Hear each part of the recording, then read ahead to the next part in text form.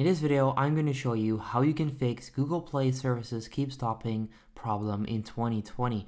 So this is actually very annoying and you're probably getting this error that I put on the screen right now over and over again, but I actually found a very simple and basic way to fix this. So what you want to do, you want to open settings and then you want to find biometrics and security. So click on that.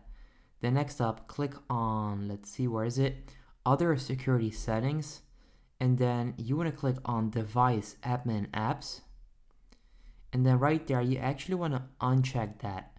So click on it and click on deactivate. Next up, you want to go back to your settings and you want to find apps. So click on apps and then you want to search for Google Play services. So I'm going to search for Google Play. And then it's right there. Then next up, click on Google Play services and then click on the three little dots at the top right corner. Next up, click on uninstall updates. Now don't worry, this won't do any harm, like this won't harm you. And then click on OK. And right now it's uninstalling the Google Play services. Now this is actually fixed. This is exactly how you can fix it.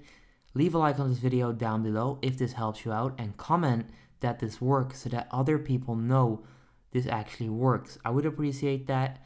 And then yeah, good luck and I'll see you in the next video.